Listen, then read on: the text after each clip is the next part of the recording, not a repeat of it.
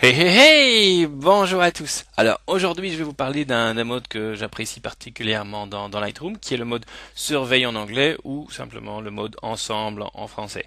Alors on se voit tout de suite pour en parler. Ciao!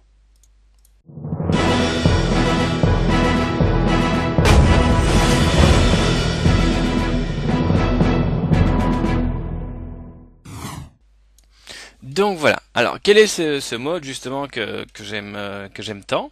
Ben, tout simplement ce mode. À quoi il sert réellement?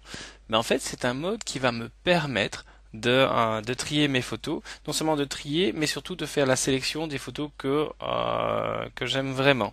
Donc ça veut dire aussi par là que, par exemple, dans un cas comme celui-ci, on voit que j'ai ma sélection de photos. Le problème est que je peux pas vraiment les comparer une à côté de l'autre. Et justement, ce mode survey va me permettre de pouvoir mieux comparer ces photos, en tout cas l'ensemble de photos que j'aurais sélectionnées. Alors, comment trouver ce mode d'ensemble? Tout simplement, je peux venir sur Affichage, cliquer sur Ensemble. Un autre moyen pour y arriver aussi, c'est le petit bouton qui se trouve ici. Attention que pour trouver ceci, il faut bien aller dans le mode Bibliothèque, d'accord? Ou alors un raccourci clavier qui est la touche N. Et donc me voici dans le mode ensemble.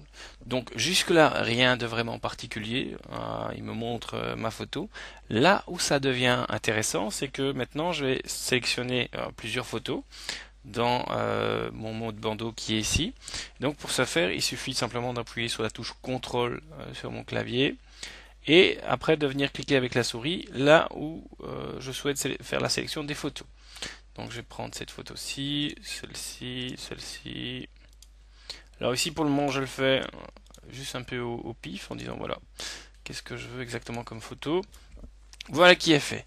Donc vous voyez que maintenant comparé à tout à l'heure, c'est que je suis déjà je peux déjà plus facilement comparer mes photos. J'aurais pu éventuellement faire un filtre, mais vient un moment où les filtres malheureusement ont certaines limites où vous ajoutez, vous enlevez, et ainsi de suite. Donc là où justement ça devient intéressant, et là par contre ça fonctionne partout dans Lightroom, c'est que il y a d'autres touches en fait ou d'autres raccourcis clavier qui vont me permettre d'avoir une meilleure vue d'ensemble. Alors ces touches sont F5 pour enlever le bandeau du haut, F6 celui du bas, F7 celui de gauche et F8. Et donc là maintenant j'ai vraiment mes photos.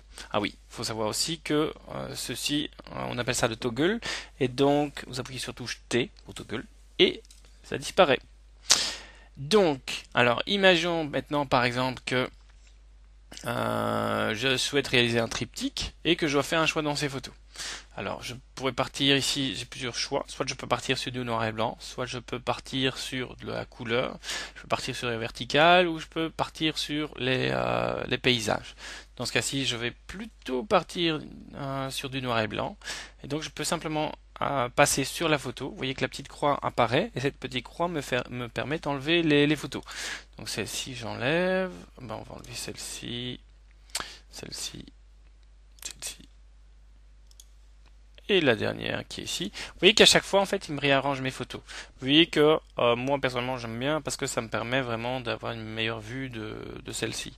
Alors, ce que je peux faire aussi dans ce mode surveille, c'est par exemple changer l'emplacement des photos. Vous voyez que ici, j'ai un plan large, un plan moyen et celui-ci un peu plus loin. Je peux venir sur cette photo, faire un clic gauche, la déplacer vers le milieu, relâcher et il va me déplacer ma photo. J'aurais pu très bien aussi prendre celle-ci, la déplacer, lâcher, et il vient me la placer là où je lui ai demandé.